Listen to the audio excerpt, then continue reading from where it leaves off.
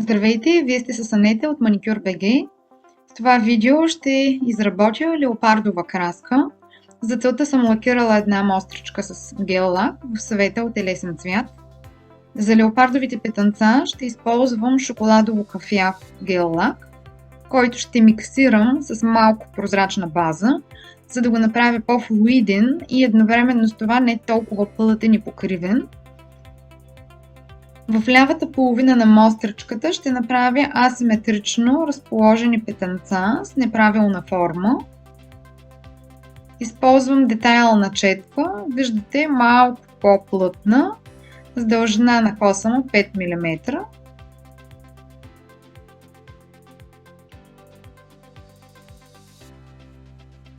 Фиксирам в лампа за 10 секунди.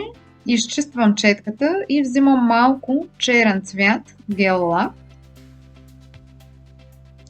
Съвсем леко по границата на петънцата слагам от черния цвят.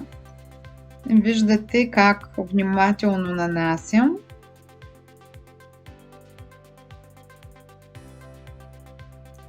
На места умишлено удебелявам, за да наподобя природната окраска на леопарда. Тя не е съвсем прецизна, а трябва да бъде асиметрична.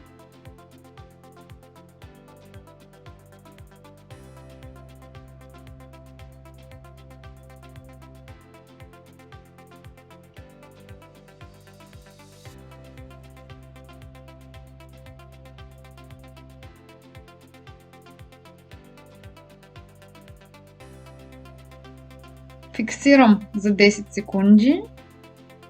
Ще добавя по-ситни петънца само с черен цвят.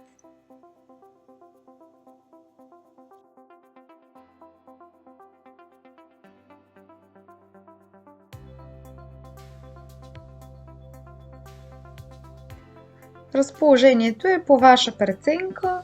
Важното е да бъдат равномерно разположени петънцата, за да нямате струпване в определени зони, а други да останат по-рехави.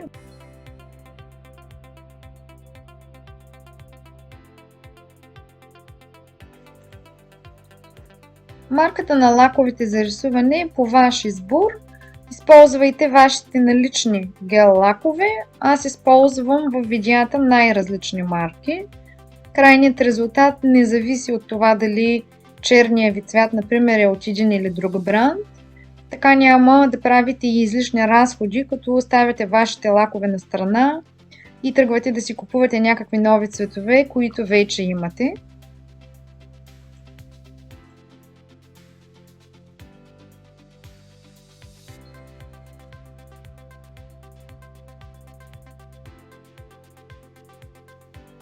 Отново фиксирам за 10 секунди. В дясната част на мострата ще отсека с права линия една част, която ще бъде лакирана с черен цвят.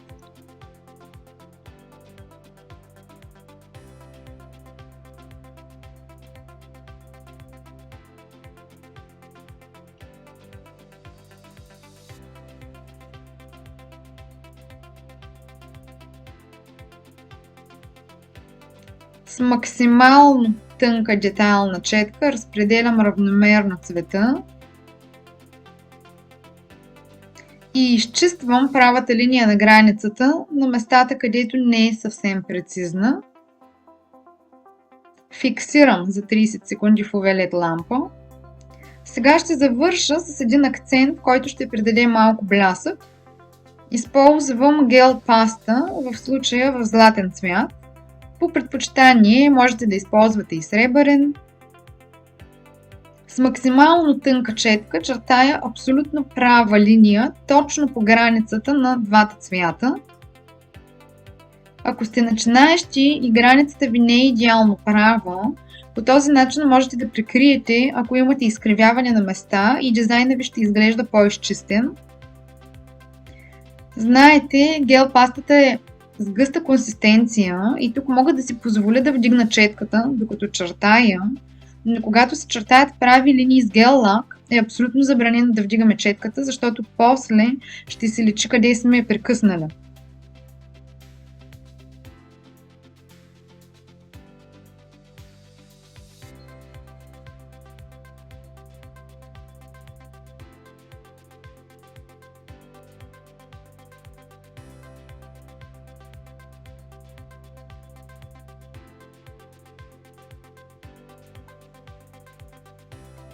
Успоредно на първата линия ще направя втора, малко по-вдясно.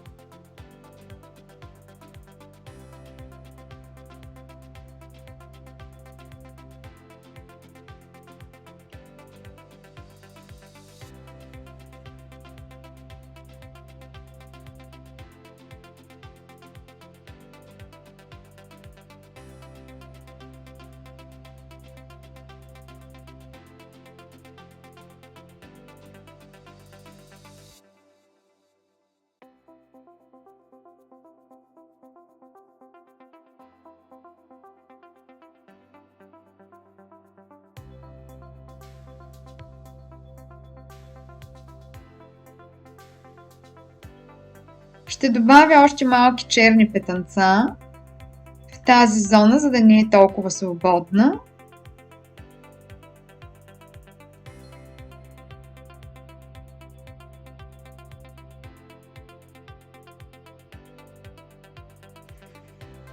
Работя с върха на четката и с малко количество гел лак, за да не се разтичат петънцата.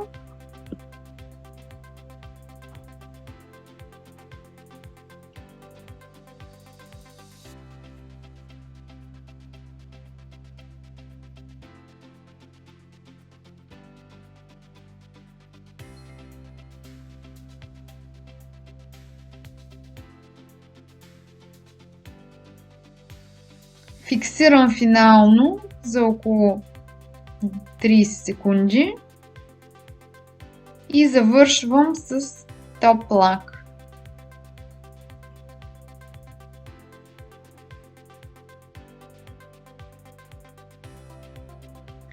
Можете да използвате цветове по ваш избор, да съчетаете с черен френч на останалите ногти или да създадете други креативни комбинации. Ето тук съм направила нещо подобно с цикламен цвят, за да е по-свежо и подходящо за топлия сезон. Благодаря ви за вниманието!